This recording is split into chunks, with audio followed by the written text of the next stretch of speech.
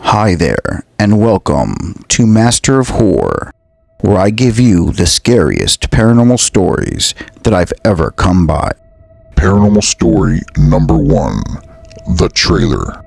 So these two experiences happened within a month of each other. The first one happened to my brother-in-law. The second one I witnessed firsthand. Back in 2007, my sister and her husband used to live with me and my mother. I was in middle school at the time. One Saturday night, my brother-in-law was working at his security job, and my sister and I were with my mom at a church function. These church functions would last until about 8 or 8:30, so we wouldn't get home until around 9 o'clock at night. We pulled up to the mobile home. Usually my brother-in-law would be inside waiting for us, but instead he was outside standing by himself, looking like he had just seen a ghost. As we pull into the carport, I noticed that all the lights are off inside. When we get out of the car, he lifts his hand and points at the house and says, in a shaken voice, "I'm not going in there by myself." We asked him what happened, and this is what he told us. "I came home and I was walking into the carport and was about to enter the house. I heard what sounded like a group of people talking and laughing inside the house. I heard silverware and dishes clinking, like there was some sort of dinner party, but all the lights were off. I thought you guys were trying to play a prank on me or something. So I got up the steps and I pulled out my house key. The whole time I still hear muffled chatter and laughing and even music. As soon as I put the house key into the doorknob lock, I heard someone go, 'Shh,' and then the entire house went silent, like everything just stopped at once. As soon as I open the door, I hear a stampede of people running in the opposite direction. At this point, I'm starting to think that it wasn't a prank and someone or some people had just broken into the house and were trying to leave before they got caught. So I ran around the back of the house to cut them off. But once I got there, everything went quiet. I thought that maybe whoever was inside didn't run out because they knew I was on the other side of the house now. So I sprinted back to the front door and I opened it and ran inside. It was quiet and pitch black. I turned on all the lights and cleared the entire house. Not one thing was out of place. Nothing to indicate at all that anyone was there. That's when I ran outside and waited for you guys to get here." The second occurrence happened a month later in the same house. My mom was out doing something, I don't remember what, and my sister and her husband were on a date. Halo 3 had just come out, and my brother-in-law kept his Xbox in his room. Before he left that night, I begged him to play the game while he was gone, and he reluctantly agreed, so I had the whole house all to myself. I turned on all the lights in the house for obvious reasons, but since I wanted the full effect of the video game, I turned off the light in my brother-in-law's room. So the light, and the only light, was coming from the TV. As I'm playing, I feel like someone's walking around in the trailer. When living in a mobile home, you can literally feel every movement. So I paused the game and I waited to hear something. But a few moments of silence, that's when I decided to say something. "Hello?" No response. So I got back to playing the game, brushing off the noise. A few moments later, I see a shadow from under the door out of the corner of my eye. I paused the game and looked directly at the door, and the shadow moves out of sight. At first I think someone had come home early, so I call out again, but I get no response. Now I'm getting a little freaked out and sitting in the dark room trying to hear any noises in the house. But all of a sudden, I hear the refrigerator door open all the way. Then it slammed closed, but the kitchen light was now off. In fact, all the lights on the left side of the trailer were off. Now I was starting to panic, thinking that there's a burglar or something in the house. So I quietly walked to the living room, keeping my eye on the dining room area. And then I turned on the TV in the living room. I turned up the volume as loud as I can. I then turned to the kitchen light, which slightly illuminates the dining room, and jumped into the middle of the room, yelling, hoping that I would find anyone or any trespassers. However, no one was there. I then run through the entire house as fast as I could, bashing doors and yelling as I do, so no one other than me was inside the house, and all the doors and windows were closed and locked. If someone had opened the fridge, they wouldn't have had enough time to get past the door to go outside without me seeing. I go back into my brother-in-law's room, locked the door, and blast the TV as loud as I could, and played Halo 3 until my mom got home. I know that our landlord's parents had both died inside of that house of old age, and they died in the kitchen and the dining room, the same spots where most of this paranormal activity has been taking place.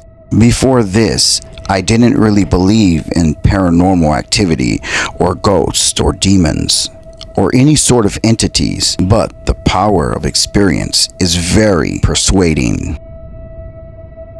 After my grandma passed away in 2010, my father and I took some time off of work and school to help make the funeral arrangements. 2 days went by since the funeral, and we were now back in our hometown, hundreds of miles away. None of us knew at the time, but this would not be the last time we would hear from Grandma. Fast forward to a few months later, in mid-August. I'm 19 years old at the time. My parents decided to spend the day at the local fair, so I'm home by myself. It's a nice sunny day outside, but I'm in my bedroom with the curtains drawn and playing music, being your typical late 90s rebellious teenager. My room had it all: a TV set, an air conditioner, a 5-disc stereo, and one of those new DVD players along with the PlayStation, and of course, a phone. It was one of those old-fashioned rotary models. It had one of those famous distinctive ringtones that sometimes you can hear in the older movies. It was sometime after lunch when the music was interrupted by the sound of the telephone ringing. There was something not quite right about the ringtone. It was noticeably slower. I answered the phone. Yeah, I expected it to be my parents asking me to go grab them from the local fair, but all I heard was a sound of static on the other side. Again, I say, "Hello?" Over the static, I heard my actual grandmother's voice reply, "Hello? Grandma, is that you?" There was no reply, only static. Then the line went dead. I hung up the receiver and just stood there, looking at the phone. I'm a little freaked out at this point, so I put the music back on and I try to put the pieces of the last 10 seconds together. The strange ringtone, the static, Grandma's voice. Was someone trying to pull an elaborate prank on me? I try to push my thoughts to one side. An hour later, the phone rings again.